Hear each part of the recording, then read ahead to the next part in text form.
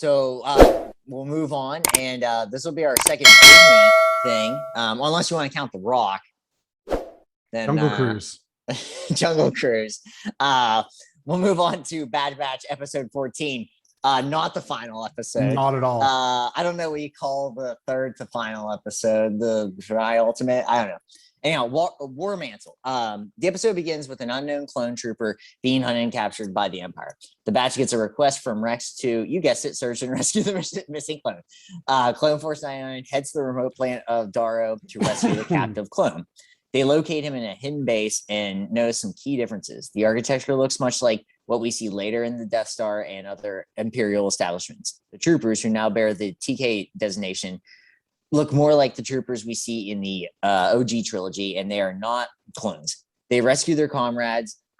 They rescue their comrade, and as they're about to make their escapes, are pursued by new fighters that look similar and sound a lot like TIE fighters. In the escape, Hunter does not make it on board the shuttle and falls to the floor below. The rest of the crew, heeds his advice and escapes, and he is captured and comes face to face with Crosshair.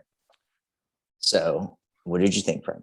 Really good episode. Now that I understand that things are actually being set up for the end instead of just like us thinking set up. I don't know how. I'm still convinced that I saw 14 episodes. I thought I did too. I swear to you. I should have screenshot it. Yeah.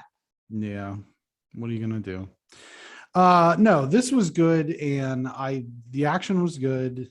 The neat things, and we've said this all along, the transition from the Republic, the clone army, to the Empire is kind of what this show is driving at. Yeah. That's the overarching theme here. It's the Bad Batch and their defective clones, and they're part of the Clone Wars show, and it brings in all these cameos from the Clone Wars and the Rebels and the Mandalorian to an extent, and all these things.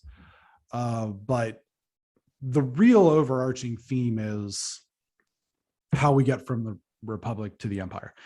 And this worked for me in the sense that the stormtroopers no longer look like the clones, but they're not quite the whole way to the stormtroopers. The helmets are a little boxy on top. Yeah. Which was weird. But then also just the architecture of the base. And that's not something that they necessarily point out. They point out the stormtrooper thing, like, oh, they got a redesign or whatever. But they don't necessarily point out the architecture of the base. And it's the doors on the Death Star. You know what I mean? Yeah. The blast doors. Exactly how they are on the Death Star. The ships that they come out to try to shoot down the shuttle make the TIE fighter noise. They make that kind of, that screaming, wow, that noise that is different, that it's a TIE fighter, not an X-Wing or a Y-Wing or whatever. Right.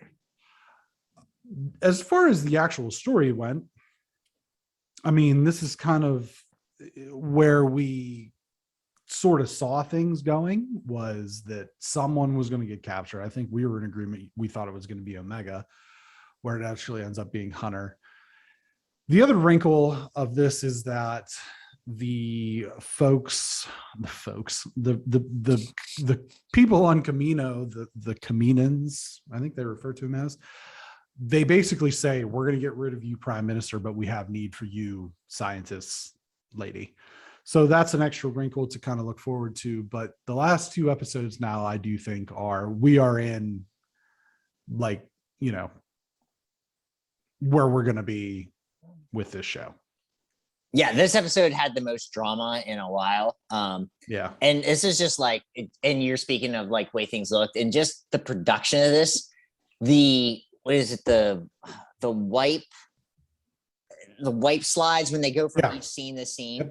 Yep. Actually was more like the original Star Wars, not because they changed those with the newer Star Wars, but this was more like the first the 4, 5, and 6, but the first 3 Star Wars too. I was like, that was the first thing I thought. I was like, whoa, this has like original Star Wars vibe hard. Yeah. And when you look at the architecture, and I mean, it just, I think a lot of us will, a lot of us predicted this with this show. You and I both said if Darth Vader doesn't show up, I think we're going to be kind of shocked. I feel like I would be a little bit the way things are moving. But when the TIE fighters came on the screen, that was so sick. They're a little bit different. They're still a little bit different, but like, it does show like the progression. Yeah, which I just like. It's not the exact TIE fighters, but just the way the wings are. I mean, when you see the wings like that on a starship or an Imperial starship, it's cool. Yeah. Starfighter, sorry. That's so cool. No, this episode was great. It was like one of those things where I was like watching at the very beginning, and you just realize, oh, this is another, let's go out and do something, find someone, bring them back. But then it immediately becomes like a mini movie where little things were like little, Easter eggy and fun things. And then just the way it ends with Hunter being captured and Crosshair's there. He's like, oh, I thought I'd have the whole thing, but you'll do. You'll do. Yeah. And it was like, that was such a perfect way to end it too. Like as much as we, I know we thought last week was a penalty, but even if it wasn't, that was still a boring episode. Like I'm not going to, whatever it was at the end of the day, no matter what filler. Episode, it was still filler and nothing happened. This episode had so much happen and it made me so stoked. It's one of those things where you see that episode and I was like, man, I wish I could just see next week's now. Like I was so ready to just bust into next week's episode. It ended and I literally did the like snap my fingers like, dang, this was great. And it makes me, they took last week and they just basically did a 180. Nothing happened till a lot happened and it makes me excited. I'm glad where this show's going. Where I'm at now, despite all the cameos and everything, I don't think Vader's going to show up. I'll be actually really surprised if he does. Oh, okay. I believed we were going to get, because they spent so much time on Ord Mantell, I thought there was a good chance we might get Maul. But it seems like where it's headed, despite all the cameos, that it's going to remain relatively contained. But there's still the loose thread of we saw what we thought was Ahsoka, and we thought we saw, hints of this character, that character. We saw Bib Fortuna, which was awesome.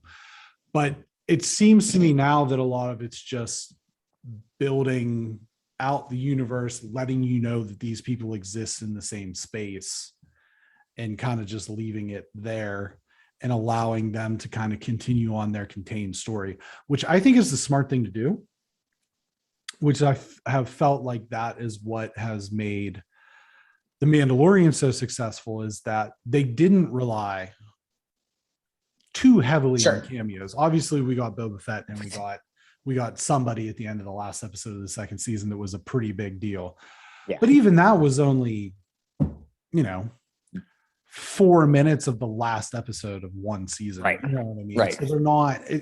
Whereas the movies failed, in my opinion, my most humble opinion, that the sequel trilogy failed because of an over-reliance on the legacy characters versus just keeping them to smallish roles. I honestly think what they did in the Rise of Skywalker, how they treated Lando was how they should have treated all of them. It's like, you're here, we're going to acknowledge your existence, but you're not going to be a huge part of this. Because he's got maybe like screen time. You know what I mean? If even that. So